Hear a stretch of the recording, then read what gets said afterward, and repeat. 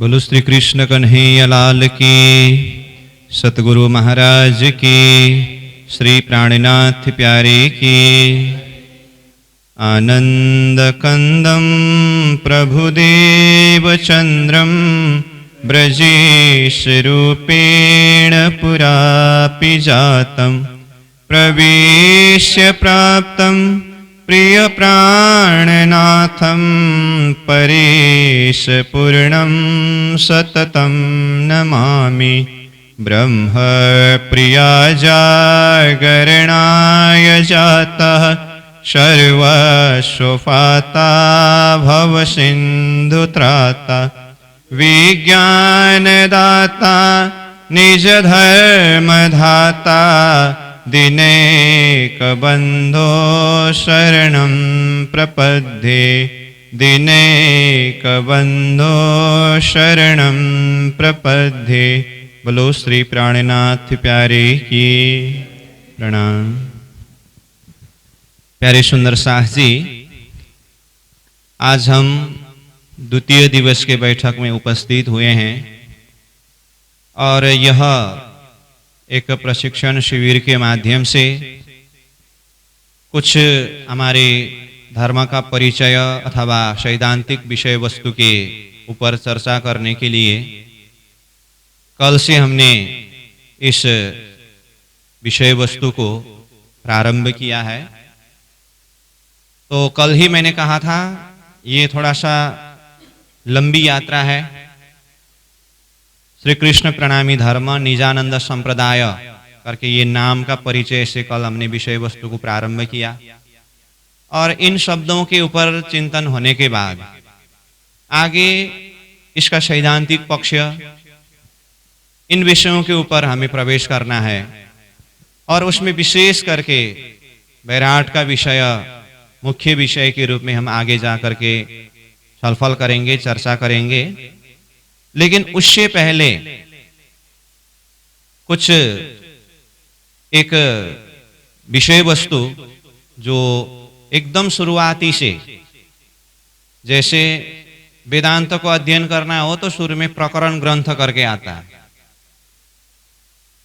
कोई भी विषय वस्तु के ऊपर अध्ययन करने के लिए शुरुआत में एक बेसिक कोर्स करके आता है।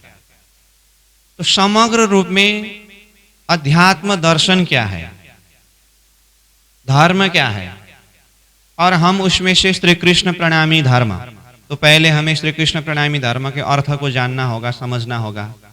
फिर इसे एक सांप्रदायिक रूप में परिचय देते समय निजानंद संप्रदाय कहा है, तो निजानंद संप्रदाय का अर्थ क्या है, इसको हमें समझना होगा।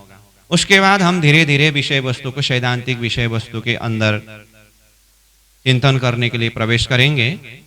तो कल हम जिस विषय के ऊपर चर्चा कर रहे थे और हर क्लास में मैंने कल प्रथम दिवस के कुछ भूमिका के प्रसंग में बताया हूं, हर विषय वस्तु एक धारावाहिक रूप में आगे बढ़ेगा और अगले क्लास में जिस विषय के ऊपर छलफल किया है, चर्चा हुआ है, उस विषय में हम थोड़ा सा कुछ पॉइंट रिवीजन करेंगे, रिकैप करेंगे और कंटिन्यू विषय वस्तु को आगे ले जाएंगे। तो इस तरह से ये विषय वस्तु इस हिसाब से आगे जाएगा। फिर मैंने थोड़ा सा आपको बताया। तो कल हम चर्चा कर रहे थे श्री कृष्ण प्रणामी धर्म, एक हमारा एक धर्म का नाम अथवा एक परिचय में श्री कृष्ण प्रणामी धर्म, और इसको संप्रदाय के हिसाब से किस नाम से जाने जाते हैं, निजानंद संप्रदाय। निजानंद संप्रदाय ये हमारा सबसे पहले धर्म अथवा संप्रदाय का नाम का परिचय है। तो इसमें से हमने कल कहा इसको जानने के लिए पहले हमें धर्म, प्रणामी, कृष्ण, श्री, निजानंद संप्रदाय, हर एक एक शब्द के ऊपर हम कुछ चिंतन करेंगे, छलफल करेंगे। तो इस तरह से आगे बढ़ते बढ़ते धर्म शब्द के ऊपर हम चर्चा कर रहे थे। तो धर्म, तो एक तरफ धर्म एक ही है ये अर्थ निकलता है और दूसरी तरफ धर्म का अनेक रूप दिखाई देता है। तो कल हमने ये भी अभ्यास किया कि कुछ धर्मों का नाम लेकर के बहुत सारे धर्म, और सब धर्म का अपना अपना इष्ट है, अपना अपना मंत्र है, और किसी के इष्ट और किसी के मंत्र के साथ में किसी का मिलता नहीं है। और चलते चलते कभी कभी धर्म के नाम पर तेरा इष्ट छोटा मेरा इष्ट बड़ा, ये वो करके एक प्रकार का एक अशांति भी अध्यात्म समाज में दिखाई देता है। तो उसके बाद हमने फिर ये भी विषय वस्तु के ऊपर प्रस्तुत किया कि धर्म शब्द को बीच में रख करके बाकी जितने भी धर्म के साथ में नाम जुड़ा हुआ है, जैसे हिंदू धर्म, मुस्लिम धर्म, ईसाई धर्म, सिख धर्म, जैन धर्म, इस तरह से करने से ये किसका नक्शा बना? सूर्य का नक्शा बना। तो इसका अर्थ सूर्य अथवा इसका अर्थ क्या हुआ? प्रकाश। तो इस अर्थ से भी देखें तो धर्म का अर्थ है प्रकाश। तो इन विषयों के ऊपर हम चर्चा कर रहे थे। तो लास्ट में हम वहां तक पहुंचे थे, ये तो हुआ अलग अलग हिसाब से धर्म का नाम अथवा धर्म का रूप दिखाई दिया है, परंतु वास्तव में धर्म को सही अर्थ में हम समझने का प्रयास करें तो धर्म का वास्तविक अर्थ को समझते समय धर्म का अर्थ एक ही निकलता है अथवा धर्म एक ही है। तो उस विषय में हम सेकंड बैठक में चर्चा करेंगे करके यहाँ तक हम पहुंचे थे। तो इसका अर्थ आज का हमारा विषय वस्तु धर्म शब्द के ऊपर ही चर्चा होनी है। जैसे यहाँ पर शब्द है धर्म शब्द, तो वास्तव में धर्म क्या है? धर्म शब्द का निर्माण किस तरह से हुआ है और उसका अर्थ क्या है और इसके अंदर क्या क्या विषय वस्तु आता है। तो हमें श्री कृष्ण प्रणामी धर्म ये एक नाम का, ये बैनर का परिचय लेना है, परंतु उसमें सबसे पहले हम धर्म शब्द के ऊपर चर्चा करेंगे। और मैंने कल भी कहा हूं और आज भी बोल रहा हूं फिर से, क्योंकि कुछ दिन तक आपको ये विषय वस्तु किस तरह से आगे जाना है, फेमिलियर होना है। कोई भी विषय वस्तु का निष्कर्ष एक ही क्लास में नहीं भी निकल सकता है। हम 1 घंटे लगभग के समय के बैठक में बैठेंगे, एक बैठक, तो जाते जाते व्याख्या जहां तक पहुंचेगा, फिर सेकंड क्लास में वहीं से ही कंटिन्यू आगे बढ़ेंगे। तो कल हम धर्म शब्द के व्याख्या करते हुए धर्म का वास्तविक अर्थ क्या है इस विषय में अगले बैठक में चर्चा करेंगे करके यहाँ तक पहुंचे थे। तो उसी से अब निरंतर आगे बढ़े।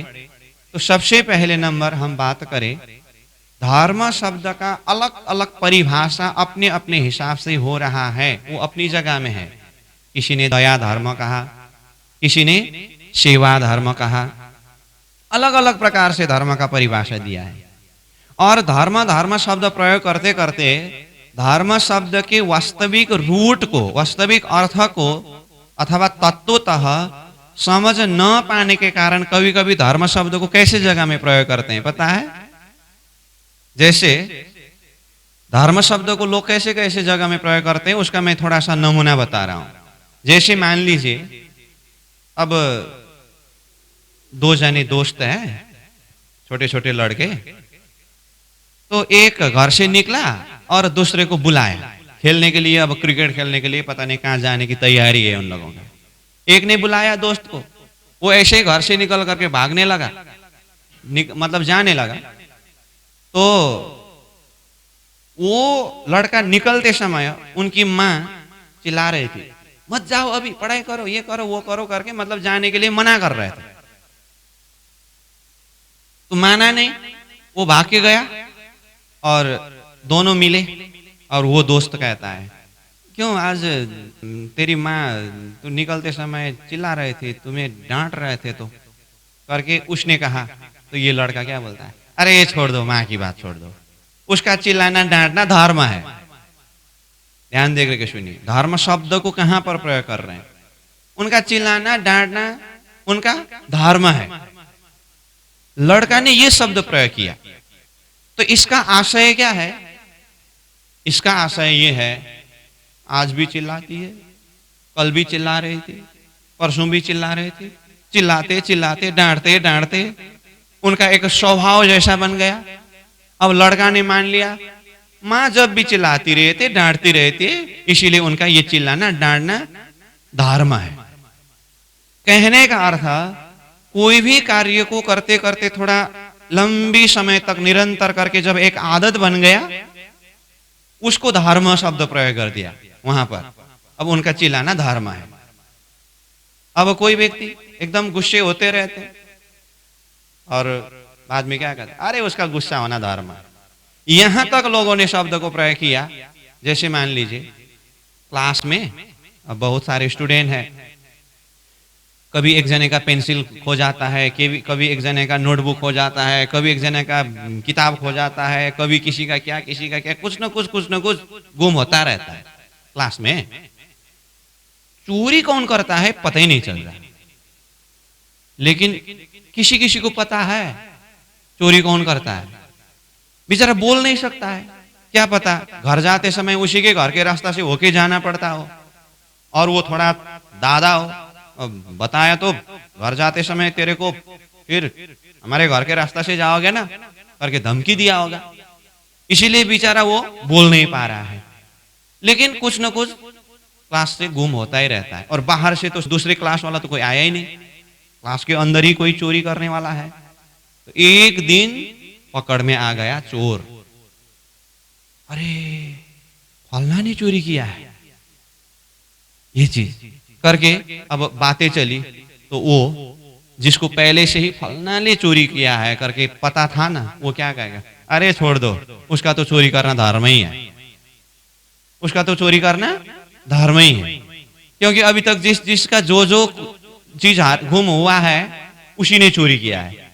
कहने का मतलब बार बार सामान गुम क्यों होता है, क्योंकि कुछ न कुछ वो चुराता ही है, वो चोरी किए बिना बैठ ही नहीं सकता है। इसलिए चोरी करते करते करते चोरी करना उसका जब आदत बन गया तो वही उसका क्या हुआ, धर्म हुआ।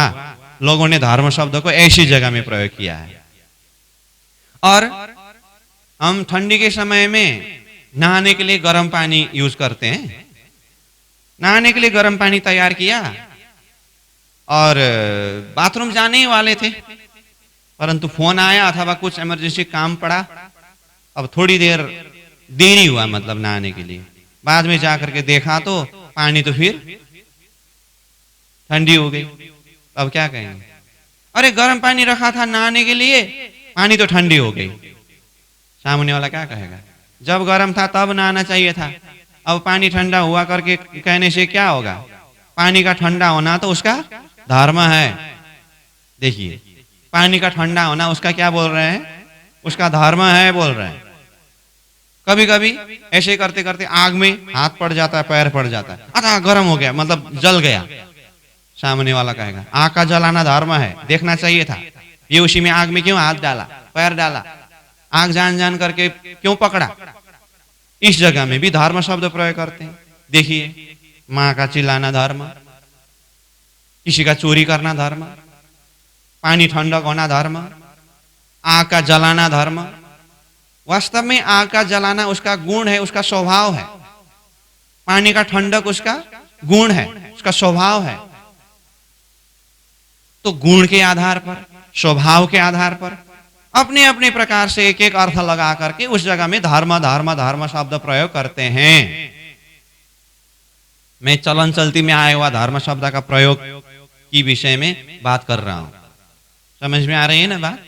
हाँ, अब दूसरी बात, हम ऐसे चलते समय जैसे धोती कुर्ता पहना है, बाल मुंडन किया है, ओह फलना साधु धर्म करने वाला, भेष को देख करके तिलक लगाया है, ओह धर्म करने वाला।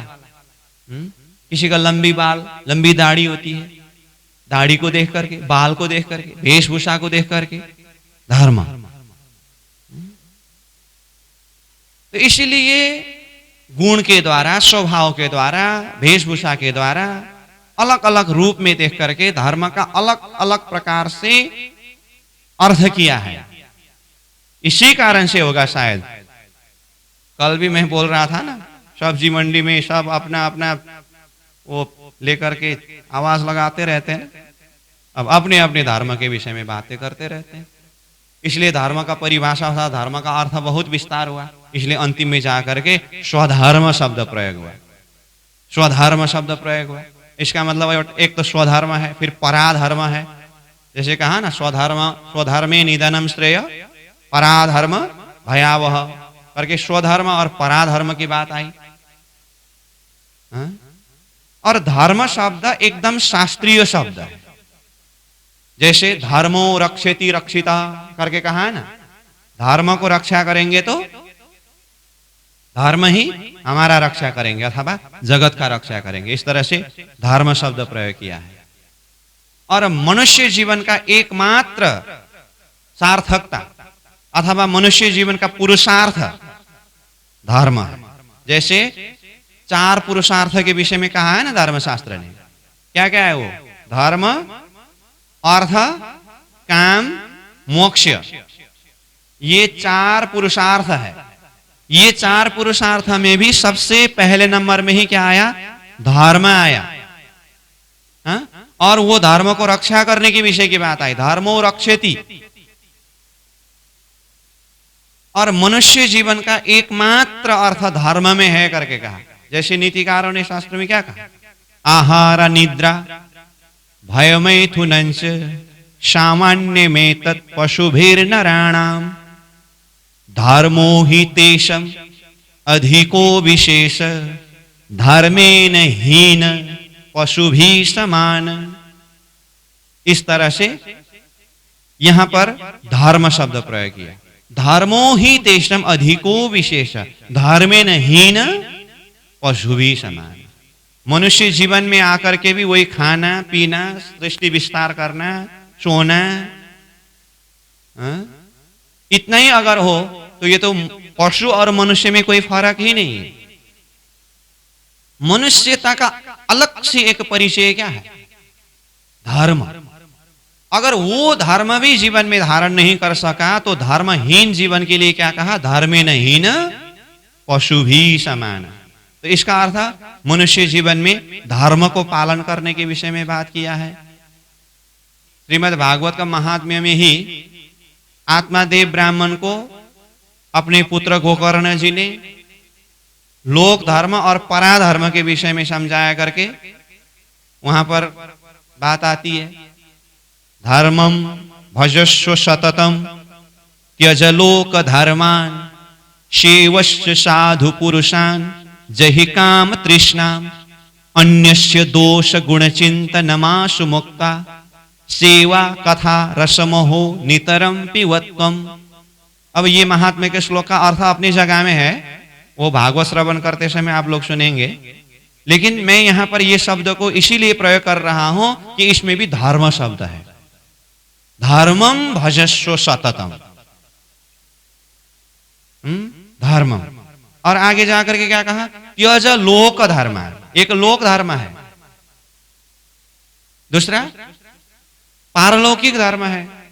तो इस तरह से मैंने कल ही बताया हूं, जिस विषय के ऊपर हम चर्चा करेंगे शास्त्र के प्रमाण के आधार पर, महापुरुषों की वाणी के आधार पर, महामती प्राणनाथ जी की वाणी की चौपाई के आधार पर, और इन सारी विषयों के अध्ययन चिंतन के द्वारा अपने अपने अनुभव के द्वारा भी हमें समझना होगा।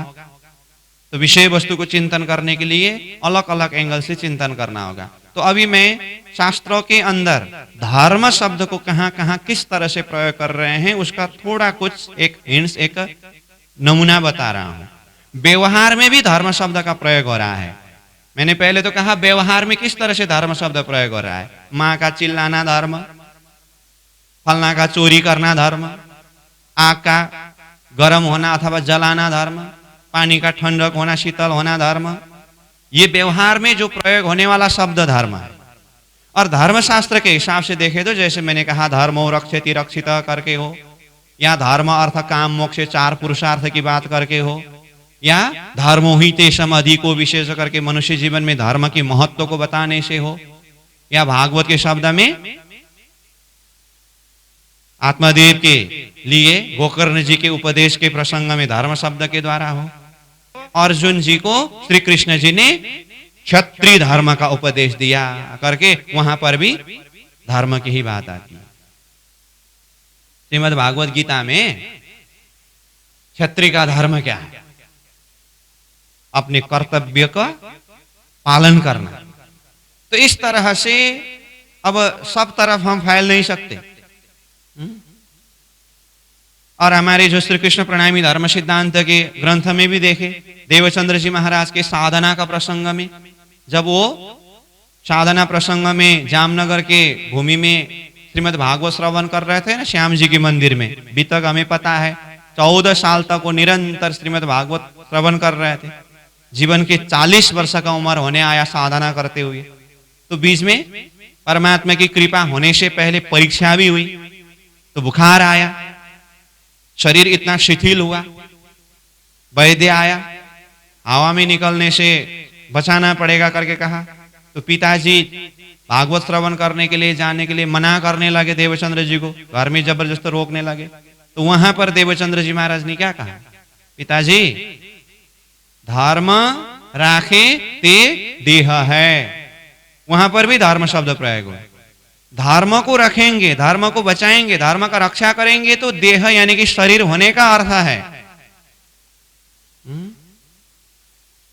तो बीता के प्रसंग में भी धर्म शब्द प्रयोग किया है, और वाणी के अंदर भी बहुत सारे प्रसंगों में ये शब्दों को हम चिंतन कर सकते हैं, चिंतन करने को मिलेगा। तो चाहे व्यवहारिक शब्द के प्रयोग के हिसाब से देखें, चाहे धर्मशास्त्रों के अंदर धर्म शब्द को देखें, तो ये धर्म धर्म धर्म शब्द कॉमन हुआ है। और थोड़ा सा बाहर निकले तो जैसे बोला ना, धोती कुर्ता देखा, ओ ये साधु है, धर्म करने वाला है। कभी कभी हमारा टीम जैसे कहीं बाहर प्रोग्राम के लिए जाना होता है, इधर उधर जाते समय सब एकदम साधक साधिकाओं के अपने अपने ड्रेस में, व्हाइट ड्रेस में, और साधकों का ये बाल उल चिंडी किया हुआ, मुंडन किया हुआ, ट्रेन वेट करने के लिए रेलवे स्टेशन में बैठते इधर उधर करते समय देखते हैं इतने सारे जमा दे, तो वो लोग क्या करते हैं, आप लोग किस धर्म के हैं, आकर के क्या पूछते हैं सीधा। हमने उनको कहा ही नहीं कि हम धर्म मानते हैं, हमारी वेशभूषा को देख करके सीधा आकर के वो क्या पूछते हैं, आप लोग किस धर्म के हैं। इसका अर्थ क्या हुआ, ये शकल ये वेशभूषा देखते ही ये लोग धर्म करने वाले हैं, ये लोग मंदिर में रहते हैं। इस तरह से लोग धर्म धर्म शब्द का प्रयोग कर रहे हैं। तो इसका अब अर्थ अपने अपने हिसाब से कितनी एरिया से समझते हैं, जानते हैं, उस हिसाब से प्रयोग कर रहे हैं, वो अपनी अपनी समझदारी की बातें हैं। धर्म शब्द का प्रयोग इस तरह से हो रहा है करके इतना कहने के बाद अब मैं फिर वही विषय के तरफ प्रस्थान कर रहा हूं। वास्तव में धर्म शब्द का अर्थ क्या है, व्याख्या अपने अपने हिसाब से करते हैं, परंतु रूट धर्म शब्द का वास्तविक अर्थ, डिक्शनरी मीनिंग क्या है, उसको हमें जानना होगा। उसको जानने के बाद अब उसका कोई भी शब्द का व्याख्या करते समय तो शब्दार्थ होता है, भावार्थ होता है, लक्ष्यार्थ होता है, तात्पर्य अर्थ होता है, बहुत सारे अर्थ होता है ना। हम पहले धर्म शब्द का उत्पत्ति निर्माण किस तरह से हुआ और उसका डिक्शनरी मीनिंग क्या है, उसका अर्थ क्या है, इसको पहले चिंतन करेंगे। उसके बाद फिर अब परिस्थिति अनुसार इसका अपने अपने हिसाब से व्याख्या करना, आत्मा धर्म क्या है, स्वधर्म क्या है और लौकिक धर्म क्या है, करते करते एकदम उसको व्यवहार में हम किस तरह से अनुभव करें, उसका थोड़ा कुछ सूत्र मिलने के बाद स्वयं चिंतन कर सकते हैं। तो आइए अब हम मेन पॉइंट में फिर से केंद्रित होंगे। धर्म शब्द का वास्तविक अर्थ को समझने के लिए हमें पहले ये जानना होगा धर्म शब्द का निर्माण किस तरह से हुआ है। अभी बहुत सारे भाषा है, बहुत सारे भाषा है, और बहुतों ने बहुत सारे भाषाओं के द्वारा अपने अपने इष्ट की महिमा को गाया है। जैसे प्राणनाथ जी ने भी कहा ना भाषा के संदर्भ में, बिना हिसाब बोलिया मिने सकल जहान। जहान यानी कि ये संसार, ये धरती के अंदर, ये जगत के अंदर बिना हिसाबे बोलिया। इतने सारे भाषा है, बहुत सारे भाषाओं में ज्ञान चर्चा किया गया है। प्राणनाथ जी ने ये चौपाई को प्रयोग करके अथवा ये शब्द को प्रयोग करके आगे जा करके सबको सुगम जानेंगे कहूंगी हिंदुस्तान करके अपनी वाणी को हिंदुस्तानी भाषा में जाहिर करने के लिए ये भाव को प्रकट किया। लेकिन मेरा कहने का आशय यहां पर बिना हिसाबे बोलिया, मैं इतनी लिटि को ही यहां पर प्रयोग कर रहा हूं अभी प्रसंग में। इसका मतलब भाषा बहुत सारे हैं, तो इन सारे भाषाओं का विस्तार हुआ, तो इन भाषाओं का मूल, ये बहुत सारे जो भाषा है, जितनी भी भाषाओं का विस्तार हुआ, इसका मूल कौन सी भाषा है? संस्कृत भाषा। भाषा की माता कहते हैं जिसे, संस्कृत भाषा को।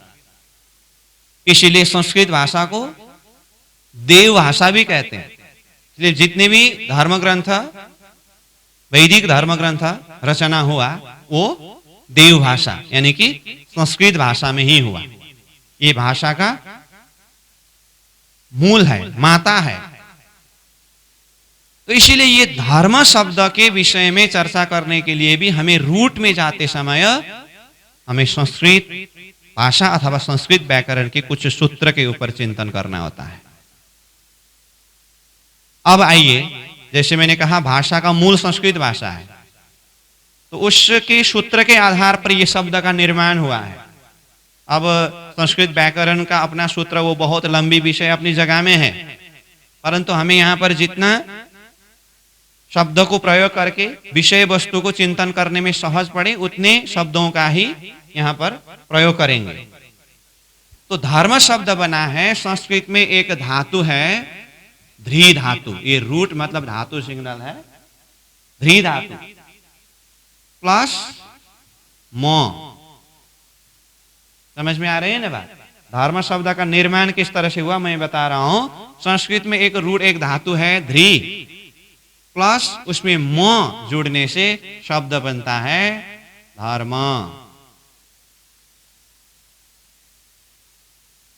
पहले तो ये समझना होगा हमें, धर्म शब्द का निर्माण किस तरह से हुआ। अब क्या कहेंगे? ध्री प्लस म इज इक्वल टू धर्म। ये ध्री क्या है? संस्कृत का एक धातु है, एक रूट है। ध्री धातु में म जुड़ने से शब्द बना धर्म।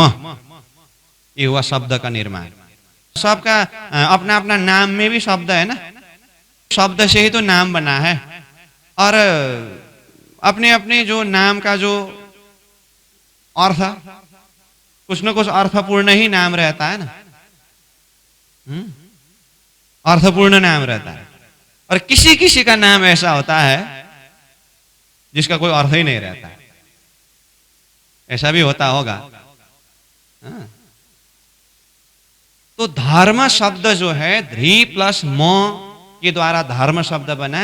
तो अब हमें धर्म शब्द का रूट अर्थ समझने के लिए ध्री धातु का अर्थ क्या है और म का अर्थ क्या है, इसको जानना होगा। तो ये ध्री धातु जो है, अब यहां पर तो मैंने ध्री प्लस म करके धर्म इधर लिख दिया, यहां पर अर्थ लिखने का जगह नहीं है, इसलिए ध्री का अर्थ मैं यहां पर नीचे बता रहा हूं। ध्री का अर्थ है पकड़ना अथवा जानना। क्या कहा? ध्री का अर्थ पकड़ना अथवा नीचे लिख दे रहा हूं दूसरा शब्द जानना।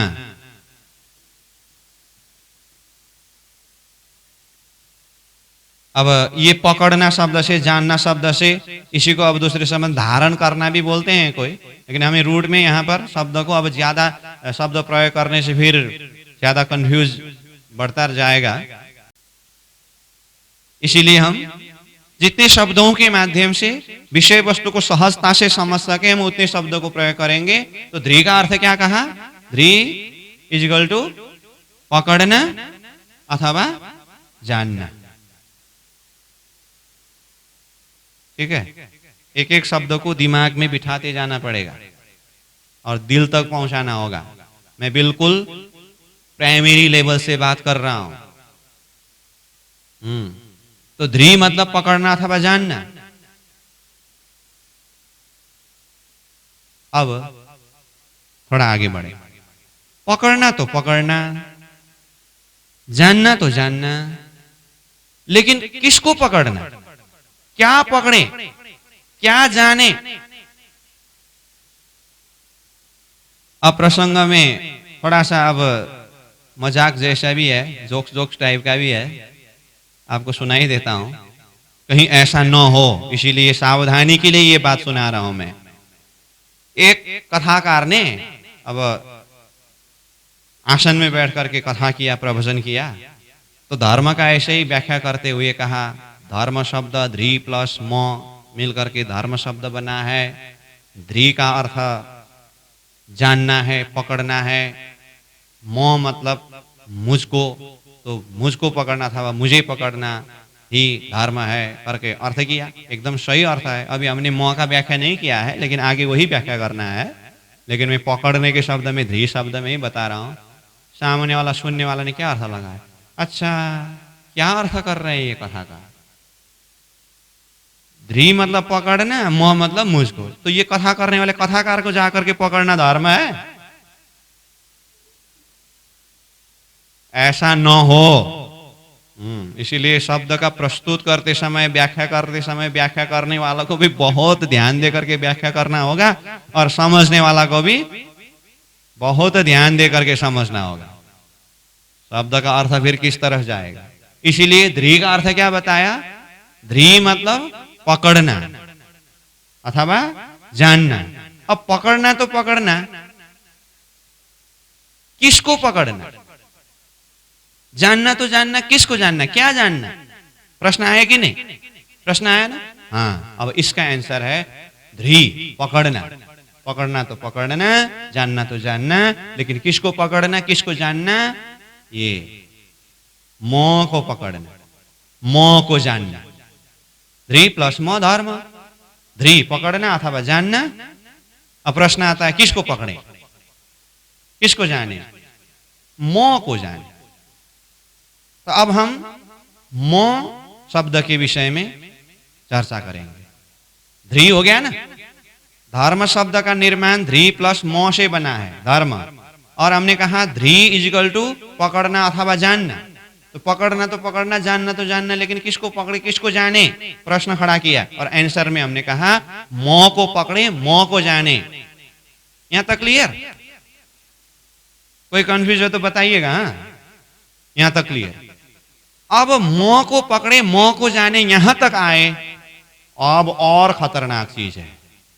अब प्रश्न आता है, जब म को पकड़े अथवा म को जाने करके जब बात आती है ना, अब यहाँ पर ऊपर लिखा है, इसीलिए मैं यहाँ, मुझे सहज के लिए मैं फिर से नीचे लिख रहा हूं।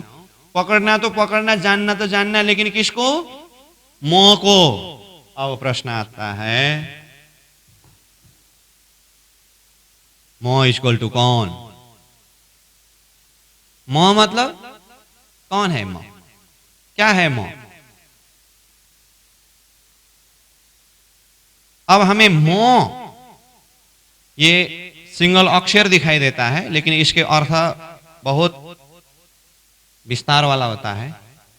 इसीलिए म के विषय में हमें अब चिंतन करना होगा, और मुख्य चीज ही यही है। अब विषय वस्तु मैंने शुरू किया था एकदम से साधारण विषय वस्तु से हम प्रवेश करेंगे करके, लेकिन साधारण बोलते बोलते भी अब विषय वस्तु एकदम महत्वपूर्ण पॉइंट में आ गया है। हाँ, बहुत ही महत्वपूर्ण पॉइंट में आ गया है। ध्री प्लस म इजकल टू धर्म। ध्री इजकल टू जानना अथवा पकड़ना, म इजकल टू, मैंने प्रश्न चिन्ह खड़ा कर दिया वहां पर। क्योंकि सीधा सीधा मैं अगर बोलूं तो हम तो यहां पर बहुत समझदार आस्तिक लोग बैठे हुए हैं, लेकिन हर कोई इतनी आसानी से म को स्वीकारने के लिए तैयार नहीं है। तो म इजकल टू क्वेश्चन मार्क। अब प्रश्न आता है अध्यात्म का। म शब्द को अब हिंदी में अगर कहूं, म इजकल टू मैं, संस्कृत में भी म शब्द है।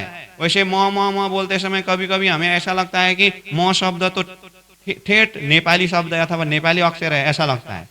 लेकिन म संस्कृत में भी अक्षर शब्द है, वो गुड सेंस, अच्छा, उस भाव में।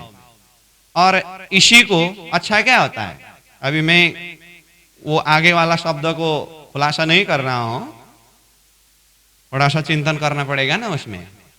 हाँ, तो ये म को अगर हिंदी शब्द में कहूं म इज इक्वल टू मैं,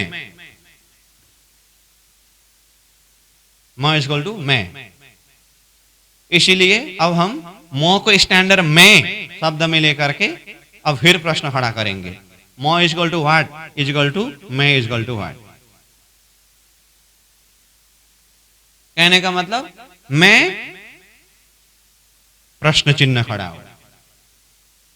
मैंने कहा अब यहां से शुरू होता है अध्यात्म यात्रा।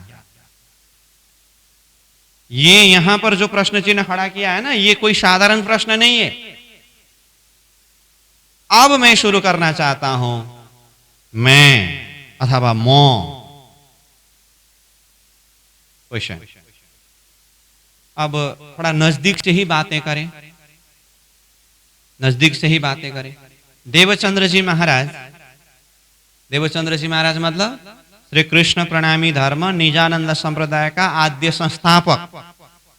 ये बात मैं इसीलिए दोहरा रहा हूं, कल मैंने कहा था अगर सतगुरु का नाम जीवन में पहली बार सुन रहे हो, प्राणनाथ जी की नाम पहली बार सुन रहे हो, तारतम वाणी शब्द जीवन में पहली बार नाम सुन रहे हो, श्री कृष्ण प्रणामी धर्म नाम ही पहली बार सुन रहे हो, तो भी कुछ शब्द के अर्थ को समझ करके वास्तविकता को जान सके, मेरा लक्ष्य वहां से मैं उठा रहा हूं। अब हम में से अब कोई अपनी साधना अध्ययन चिंतन से अब एकदम ऊपर दर्जा में पहुंचे हैं, वो अपनी जगह में है। अब क्या करें, अध्यात्म बैठक ऐसा बैठक है, हमने विषय वस्तु अब धर्म ही ऐसा ही चुन लिया। एक स्कूल पढ़ाने वाले टीचर को विषय वस्तु तैयारी में सहज होता है, कॉलेज पढ़ाने वाले टीचर को विषय वस्तु तैयारी में सहज होता है। कैसे, मैं कौन सी क्लास को संबोधन करने जा रहा हूं, एक ही क्लास को संबोधन करना होता है एक साथ में, तो क्लास के स्टूडेंट के लेवल को देखते हुए हाँ ये लेवल के स्टूडेंट के लिए अथवा ये कोर्स इस टाइप से इस तरीका से प्रस्तुत करना है करके तैयार होता है। लेकिन हमारा तो अध्यात्म तो अब वसुधैव कुटुंबकम है, इसलिए अध्यात्म में जस्ट प्रवेश कर रहे हैं तो भी सामने में श्रोता के रूप में बैठे हुए हैं, और कोई अपने अध्ययन चिंतन करते करते थोड़ा ऊपर के दर्जा में पहुंचे वो भी सामने में आकर के बैठे हुए हैं, और कोई 20-20 लेवल के है वो भी सामने में आकर बैठे हुए हैं। और ये तीनों तह को एक के लिए क्या क्या मिलेगा करके गया था, बेकार में टाइम पास हुआ, सारी वही बात है, वो तो मुझे पता था। इतना सिंपल भी नहीं होना चाहिए। और एक बिल्कुल ग्रास लेवल से अब उठने वाले हैं, उसको पता नहीं बोलने के लिए तो क्या क्या बोलते हैं, समझ में कुछ आया ही नहीं करके इतना ज्यादा हतोत्साहित भी नहीं कराना है। इसीलिए हमें एकदम जैसे कहा ना, ये सब अपने अपने हाइट में खड़े हैं, लेकिन ऐसा कर दिया तो क्या हुआ, सब बराबर हुआ ना। ये तो धर्म हमें थोड़ा सा झुकना नरम बनाना सिखाते हैं और सबको समान बनाना सिखाते हैं करके कहा है ना। इसलिए प्राइमरी तह को भी और मास्टर तह को भी बीच में मिला करके विषय वस्तु को प्रस्तुत करना होता है। समझ में आ रही है बात। इसीलिए मैंने देवचंद्र जी का नाम लेते समय फिर से कहा निजानंद संप्रदाय श्री कृष्ण प्रणामी धर्म का आद्य संस्थापक करके कहा। इस विषय में आगे और हम चर्चा करते जाएंगे। इसका अर्थ मैं ये नहीं बोल रहा हूं कि आप लोग इतनी सिंपल सी बात भी नहीं जानते हैं, जानते हैं, फिर भी अगर कंफ्यूजन हो तो इतने सारे में से एक जने को भी कोई अगर कंफ्यूजन हो तो उनको भी तो थोड़ा सा जानकारी देनी होती है ना, मेरा मकसद ये है। तो श्री देवचंद्र जी महाराज के बीतक हम श्रावण के महीना में सुनते हैं ना। तो देवचंद्र जी महाराज के बीतक के प्रसंग में जब वो बाल्य अवस्था में ही थे, लालदास जी महाराज के शब्द के हिसाब से कहूं तो 11 साल की उम्र में उन्होंने बात किया है, परंतु अन्य बीतकारों के शब्दों से देखे तो वो उनकी भावनात्मक हिसाब से अंदर में 5 साल की उम्र से ही ये विचार प्रकट हुआ था करके। चलो लालदास जी महाराज के बीतक के शब्द के हिसाब से कहूं तो क्या कहा, जब बय वर्ष 11 में तब मन उपजे विचार, मैं कौन कहां थे आया कहां मेरो भरतार। कितने प्रश्न आए यहां पर, 3 प्रश्न आया। कितने प्रश्न आया? 3 प्रश्न आया। 3 प्रश्न में से पहला नंबर प्रश्न क्या रहा? मैं कौन। अब यहां बोर्ड में देखिए, फिर म इक्वल टू मैं इक्वल टू मैंने क्या कर दिया हूं? व्हाट? देवचंद्र जी महाराज को भी यही प्रश्न आया था कि मैं कौन। प्रसंग में हमें ये एक प्रश्न ही अभी के लिए मुख्य प्रश्न है, और आगे देवचंद्र जी को और 2 प्रश्न आया। जैसे कहा, कहां से आया, मैं कहां से आया हूं, कहां मेरो भरतार, मेरा मालिक कौन है। तो यहां तो 3 प्रश्नों के अंदर तो बहुत सारी चीज है। अपने आप को जानने के विषय में है, मैं कौन। मैं कहां से आया हूं, मतलब मेरा ओरिजिनल घर कहां है, उस विषय में जानने की बात है। और कहां मेरो भरतार, मेरा भरतार, मेरा मालिक कौन है, अपने मालिक को जानने के विषय की बात है। और अपने आप को जानना और अपने मालिक को जानना, ध्यान देके सुनिए, अपने आप को जानना और अपने मालिक को जानना। देवचंद्र जी महाराज के मन में बाल्य अवस्था में ही यह प्रश्न आया। मैं कुछ विषय यहां पर चर्चा करने जा रहा हूं। इसका आशय ये है कि ये मो शब्द जो है ना, मैं शब्द जो है ना, ये प्रश्न अपने आप में, अथवा ये शब्द अपने आप में कितना पावरफुल है, कितना महत्वपूर्ण है, इस चीज को थोड़ा सा हृदय में बिठाने के लिए मैं थोड़ा ये प्रसंगों को जोड़ रहा हूं। तो देवचंद्र जी महाराज के मन में प्रश्न आया, मैं कौन, कहां से आया, कहां मेरो भरतार। और अपने आप को जानने के विषय में, अपने घर को जानने के विषय में, और अपने मालिक परमात्मा को जानने के विषय में ये प्रश्न है। अब यही बात को यहां पर मैं और भरतार मतलब मालिक, कहां मेरो भरतार शब्द ये प्रयोग किया है। कंफ्यूज मत होना। अब इसी बात को महामती प्राणनाथ जी ने अपनी वाणी में क्या कहा? अपनी वाणी में क्या कहा? पहले आप पहचानो रे साधु, पहले आप पहचानो, बिन आप चिन्हे पार ब्रह्म को कौन कहे मैं जानो। महामती प्राणनाथ जी की चौपाई, कीर्तन ग्रंथ का पहला प्रकरण का पहला नंबर चौपाई, सब कोई जानते हैं, ये जानते हैं ना। और ये चौपाई को हम बहुत बार सुन के आए हैं। सुनते सुनते सुनते सुनते हमें ये चौपाई बहुत सहज जैसा लगता है, लेकिन जीवन का सार इसी चौपाई में है। ये चौपाई को हम आत्मसात कर पाए तो जीवन बेड़ा पार हो गया। चौपाई का सिंपल अर्थ अगर करे, साधारण से अर्थ करे, तो क्या है इसका अर्थ? पहले आप पहचानो रे साधु, संबोधन किया साधु करके।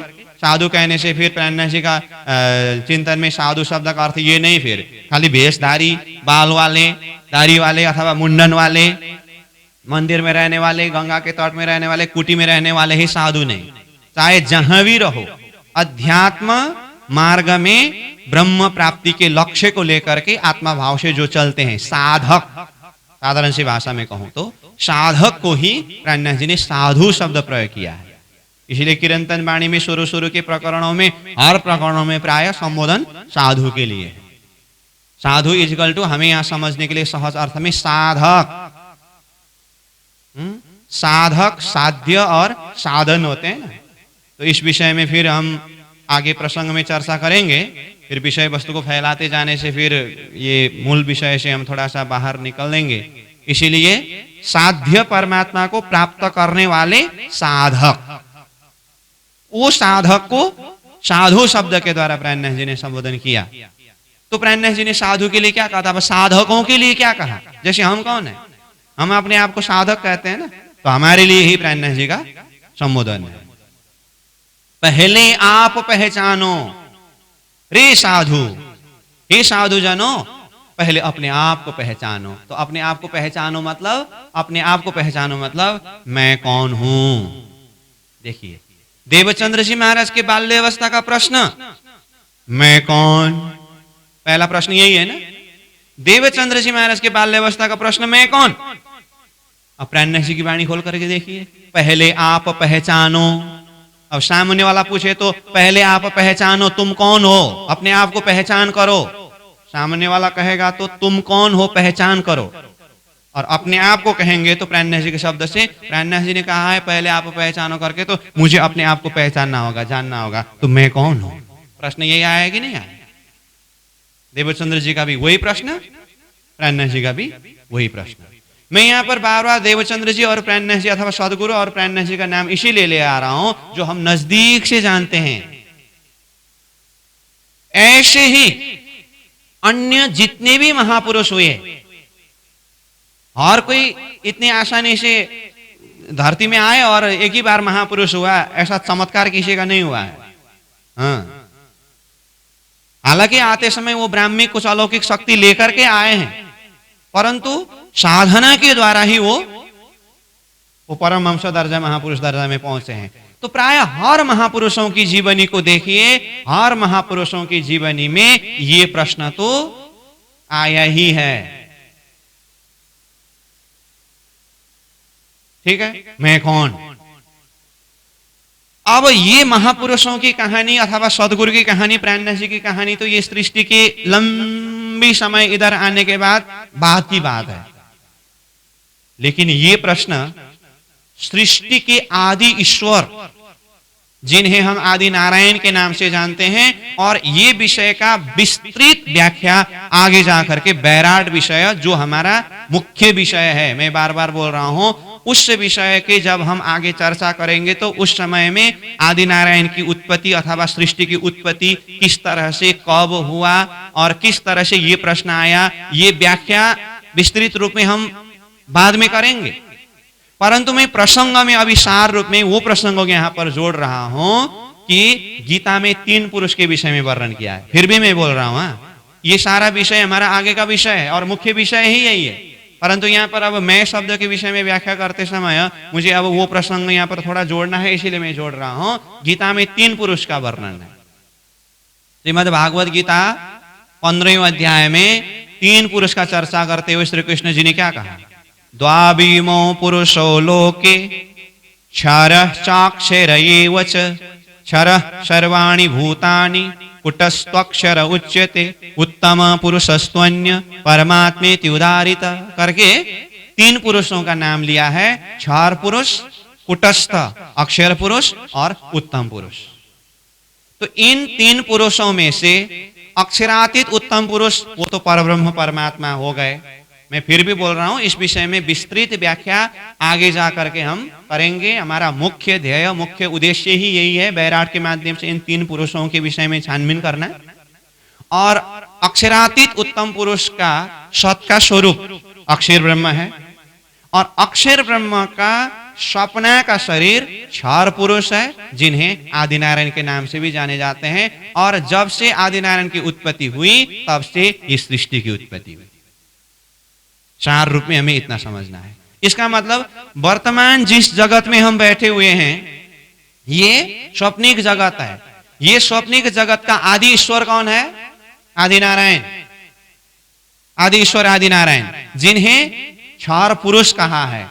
जब आदि नारायण की उत्पत्ति हुई, मैं फिर भी बोल रहा हूं, अब आदि नारायण की उत्पत्ति कहां किस तरह से हुआ इसका व्याख्या आगे आएगा, लेकिन सार रूप में अभी इतना बताता हूं कि अक्षर ब्रह्म का मौन स्वरूप अव्याकृत प्रतिबिंबित होकर के मुहुरूपी जल का निर्माण हुआ, उत्पत्ति हुआ। उसमें एक निर्जीव अंडा 1000 साल तक तैरता रहा, और उसमें फिर अव्याकृत का ही मन प्रवेश होकर के सजीव हुआ और अंडा फोड़ करके एक पुरुष की उत्पत्ति हुई, और उसी पुरुष का नाम रखा गया नारायण, और आदि शब्द आगे जुड़ गया। तो नारायण शब्द उनका कैसे रहा? नर प्लस अयन, पानी में जिन्होंने घर बनाया, इसीलिए उनका नारायण नाम हुआ। सृष्टि के शुरुआत के पुरुष होने से आदि शब्द प्रयोग किया। आदि मतलब शुरू। इस तरह से आदि नारायण की उत्पत्ति के विषय में वर्णन किया, और वही आदि नारायण ने, क्षर पुरुष ने, एक होम बहुश्याम कहने पर यह सारा जगत सृष्टि का विस्तार किया है, विस्तार हुआ है।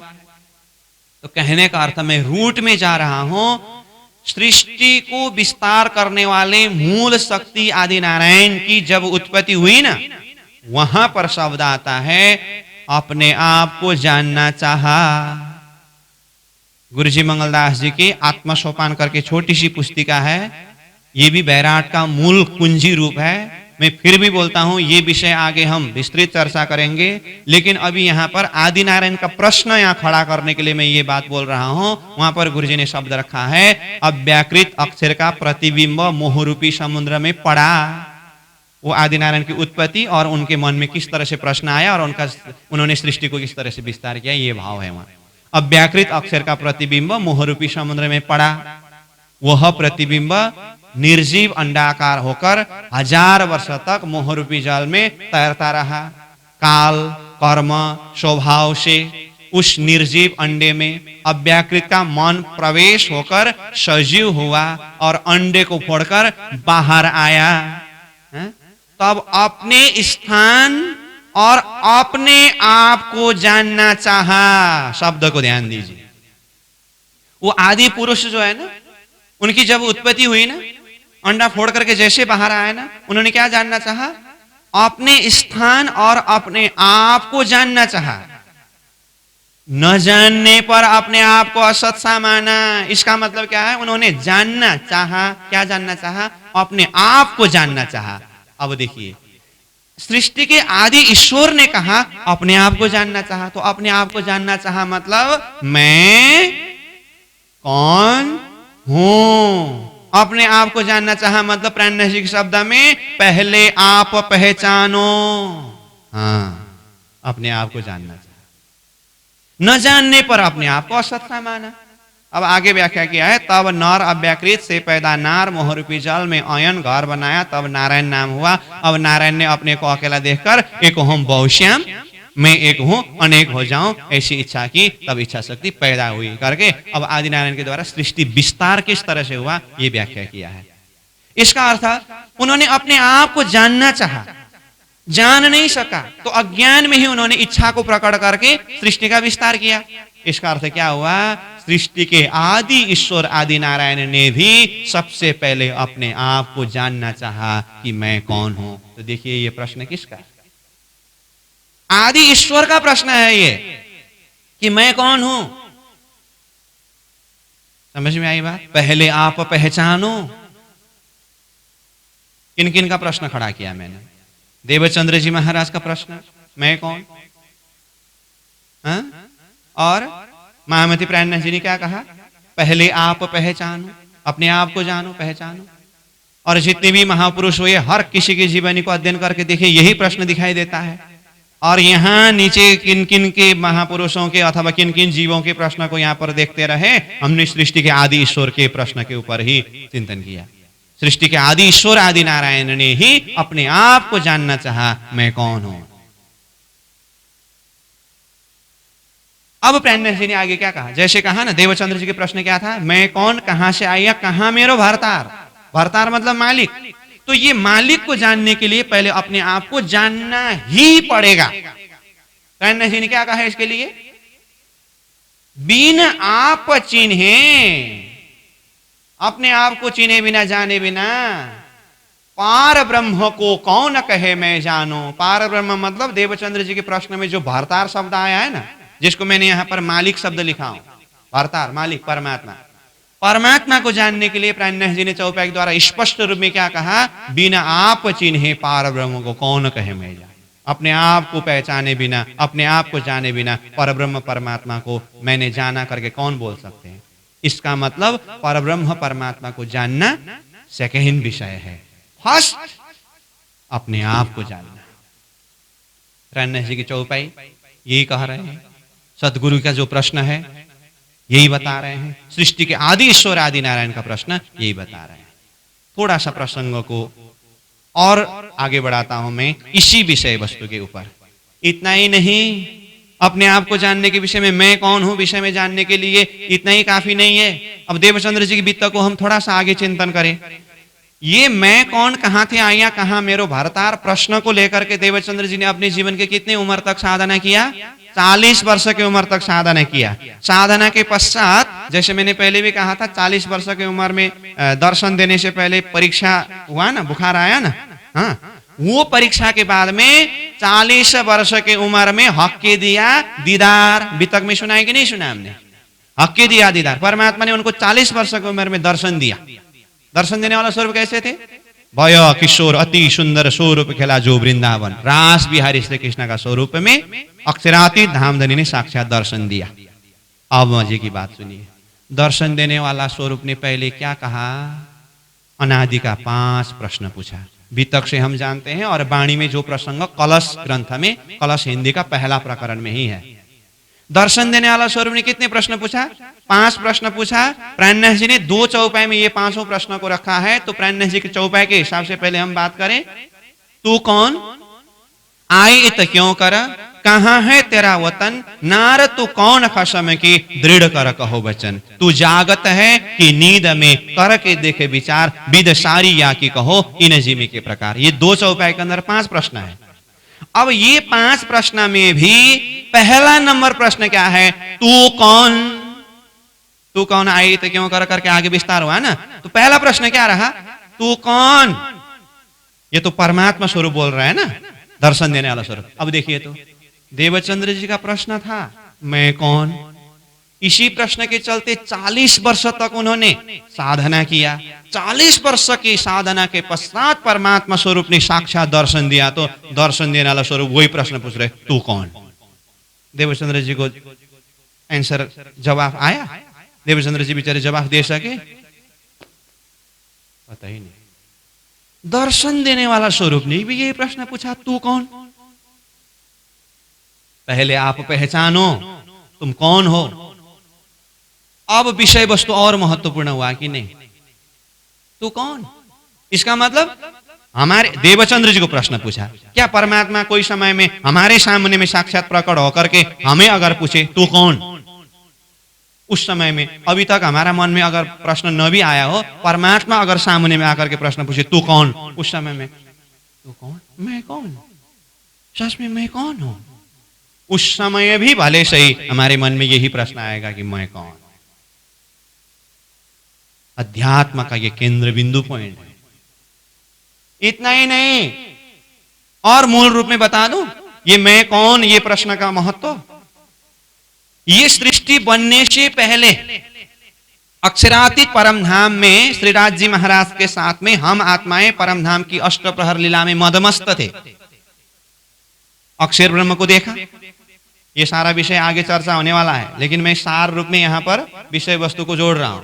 अक्षर ब्रह्म को हमने देखा, प्रश्न आया कौन है अक्षर ब्रह्म, थोड़ा कुछ परिचय दिया, खेल बनाते हैं मिटाते हैं, और हमने राज्य के साथ में हम अक्षर का खेल देखेंगे करके अब ये बात करने लगे। तो ये प्रसंग का जो बहुत लंबी जो विषय है, जिसको प्राणनाथ जी ने प्रेम संवाद शब्द प्रयोग करके इसका व्याख्या किया है। अब ये परम धाम में जब सृष्टि नहीं बनी है, जब सृष्टि नहीं बनी है, परम धाम में हम आत्माओं ने जब अक्षर का खेल देखने की मांग की, तो राज्य महाराज ने हमें बार बार खेल देखने के लिए मना किया। बार बार खेल देखने के लिए मना किया। मना करते समय क्या कहा पता है? 3 चीज भूलने के विषय में बात किया। तुम लोग ये 3 चीज भूलोगे, इसीलिए खेल देखने के लिए मत जाओ करके कहा। तो वो 3 चीज क्या क्या है?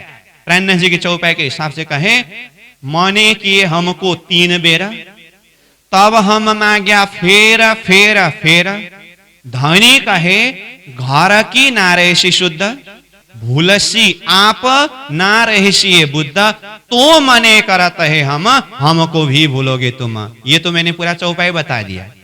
इसमें 3 मुख्य शब्द क्या क्या है? घर की नारेशी शुद्ध, भूलसी आप, हमको भी भूलोगे। इसका अर्थ क्या क्या है? घर की शुद्धि नहीं रहेगी, अपने आप को भूलोगे, मुझे भी भूलोगे। तो यहां पर अपने आप को भूलोगे, किसने कहा ये? किसने कहा ये? अक्षरातीत धामधनी श्री राज जी ने वो ईश्वर रब्द प्रेम संवाद के समय में ही हम आत्माओं को कहा कि तुम लोग अपने आप को भूलोगे कि मैं कौन हूं, ये भी शुद्धि नहीं रहेगा। यहां पर भी प्रश्न क्या आया? तुम लोग अपने आप को भूलोगे संसार में जाकर के कि मैं कौन हूं, यह भी शुद्धि नहीं रहेगा। यहां पर भी यही मैं ही कौन हूं, ये भी भूलेगा। यही बात वहां अक्षरातीत श्री राज जी ने समझाया है। यहां पर भी प्रश्न क्या आया? मैं कौन, इस विषय में जानना पड़ेगा। धनी ने कहा है अपने आप को भूलोगे, धनी को भूलोगे, धाम को भूलोगे। और उस समय में हमने क्या कहा? 100 बार देखो अजमाए के मोमिन भूले न कब करके कहा है। 100 बार परीक्षा करके देखिए हम भूलेंगे नहीं करके कहा। तो भूलेंगे नहीं करके राज्य को वचन दिया, तो मैं कौन हूं जानना पड़ेगा कि नहीं पड़ेगा? जानना पड़ेगा ना। हाँ, परम धाम में प्रेम संवाद का समय में भी यही बात आई है, जिसका सार भी यही बात निकल रही है कि मैं कौन हूं जानना पड़ेगा। ठीक, अब मैं लास्ट पॉइंट बताता हूं इस प्रसंग में आज के लिए। महामती प्राणनाथ जी ने वो परम धाम में खेल मांगने वाली जो आत्मा है, ये अब सृष्टि बनने के बाद ये सृष्टि में खेल देखने के लिए आई, जिन्हें ब्रह्म सृष्टि कहा है, जिन्हें सुहागिन कहा है। और वाणी में प्राणनाथ जी ने वो सुहागिन का लक्षण बहुत जगह में रखा है। कलश ग्रंथ में, कलश हिंदी का 11वां प्रकरण में सुहागिन का लक्षण करके एक प्रकरण के ऊपर चर्चा किया है। अब वहां सुहागिन के लक्षण के ऊपर चर्चा करते हुए प्राणनाथ जी क्या कहते हैं? वो खोजे अपने आप को, और खोजे अपना घर, और खोजे अपने खसम को, और खोजे दीना आखर। एक चौपाई में इस तरह से कहा। यहां पर भी देखिए तो वो खोजे अपने आप को। अपने आप को खोजे मतलब अपने आप को जानना चाहते हैं। वो खोजे अपने आप को कि मैं कौन हूं। वो खोजे अपने आप, मैं कौन हूं। समझ में आई बात? तो सुहागिन का लक्षण के ऊपर चर्चा करते हुए भी प्राणनाथ जी ने वो खोजे अपने आप को शब्द प्रयोग करके सुहागिन आत्मा यानी कि परम नाम की ब्रह्म सृष्टि जो है, वो अपने आप को जानना चाहते हैं कि मैं कौन हूं। यहां पर भी प्रश्न यही आया, मैं कौन हूं। और आगे वो खोजे अपने आप को, और खोजे अपना घर। अपने घर कहां है? देवचंद्र जी का प्रश्न भी यही था ना, मैं कौन, कहां से आई है। और राजी महाराज ने ये कहा था ना, अपने घर को भी भूलोगे करके। हाँ, और लास्ट में क्या कहा? और खोजे अपने खसम को। खसम परमात्मा को खोजेगा। तो देवचंद्र जी का प्रश्न क्या था? कहां मेरो भारता। प्राणनाथ जी ने क्या कहा? बिना आप चिन्हे पार ब्रह्म को कौन कहे मैं जानूं। ये शब्द के द्वारा भी अपने आप को जानने के बाद परब्रह्म परमात्मा को जानना होगा, लेकिन अपने आप को जाने बिना परब्रह्म परमात्मा को कोई नहीं जान सकते हैं। यहाँ पर भी परब्रह्म को जानने की बात है। तो चाहे देवचंद्र जी के कहा मेरो भारतार शब्द से हो, चाहे प्राणनाथ जी के चौपाई के शब्द में परब्रह्म परमात्मा को जानने की बात हो, चाहे राज्य महाराज ने परम धाम में प्रेम संवाद का समय में हमको भी भूलोगे तुम करके कहा हुआ हो, चाहे प्राणनाथ जी की वाणी की सुहागिन के लक्षण में और खोजे अपने खसम को शब्द हो, ये घूम फिर करके बातें अपने आप को जानना, अपने घर को जानना, अपने धनी को जानना, परमात्मा को जानना, इतने में घूम रही है बात। समझ में आई बात? इस अर्थ में ये मैं कौन हूं, ये प्रश्न बहुत ही महत्वपूर्ण और बहुत ही चिंतनीय विषय है। तो अब मैं सार रूप में ये बताना चाहता हूं, आज हमने धर्म शब्द के विषय में चर्चा करते हुए धर्म शब्द की उत्पत्ति किस तरह से हुई। तो ध्री प्लस म इक्वल टू धर्म कहा। ध्री का अर्थ पकड़ना अथवा जानना है। पकड़ना तो पकड़ना, जानना तो जानना, लेकिन किसको पकड़े किसको जाने। तो मोह को पकड़ना है, मोह को जानना है। मोह मतलब हिंदी में कहे तो मैं, और मोह का अर्थ क्या है मैंने सीधा नहीं बताया, क्योंकि ये प्रश्न ही इतना जटिल प्रश्न, महत्वपूर्ण प्रश्न है कि ये मोह इक्वल टू ये करके इतनी आसानी से मिलने वाला नहीं है। प्राणनाथ जी की सारी वाणी पहले आप पहचानो, वही मोह का खोज है। सदगुरु की सारा जीवनी मैं कौन इसी के ऊपर है। सुहागिन के लक्ष्य में अपने आप को खोजे, वो खोजे अपने आप को, इसी के खोज में है। सृष्टि के आदि ईश्वर आदि नारायण ने अपने आप को जानना चाहा, न जानने पर अपने आप को असत माना, वो मैं का खोज है। परम नाम में राजी महाराज ने प्रेम संवाद में अपने आप को भूलोगे करके कहा था, वो मैं को भूलने के विषय में बात किया था। सारा प्रश्न ही प्रश्न खड़ा हुआ। इसका अर्थ हमारा दिल दिमाग में ये भाव जागृत होना पड़ेगा, अच्छा इतना महत्वपूर्ण प्रश्न है ये, तो अपने आप को पूछना पड़ेगा, मेरे मन में मेरे हृदय में ये प्रश्न आया कि नहीं? अभी तक आया ही नहीं है। तो अब इसको देखते हुए भी थोड़ा विचार करना पड़ेगा। अगर आया है तो हाँ, मेरा मन में भी ये प्रश्न तो आया था, आंसर मिला। अब वो भी अपने अपने लेवल से, सबको मैं बोल नहीं सकता हूं। अब मिला नहीं मिला, प्रश्न आया नहीं आया, वो अपनी जगह में है। आज का हमारा समय पूरा हुआ, तो कल हम इस विषय में चर्चा करेंगे कि मैं अथवा म इक्वल टू, आज क्वेश्चन मार्क है ना, मैं कौन हूं। ये प्रश्न एक जने का प्रश्न नहीं है ना, सृष्टि के आदि ईश्वर आदि नारायण का प्रश्न बोला। जितने भी महापुरुष है सबका यही प्रश्न है, देवचंद्र जी का यही प्रश्न है, प्राण्य जी की वाणी में यही प्रश्न है, सुहागिनी के लक्षण के अंदर यही प्रश्न है, परम नाम में ईशग्रब्द में इसी विषय में राजी ने सावधान कराए थे। तो आज का निष्कर्ष है प्रश्न मैं कौन। ध्री प्लस म इक्वल टू धर्म। ध्री मतलब जानना, पकड़ना। तो ये मैं कौन हूं करके जानना ही धर्म है। तो कल हम इस विषय में निरंतर आगे चर्चा करेंगे। आज के लिए विश्राम। बोलो श्री प्राणनाथ प्यारे की। पूर्णमदः पूर्णमिदं पूर्णात् पूर्णमुदच्यते पूर्णस्य पूर्णमादाय पूर्णमेवावशिष्यते। प्रणाम।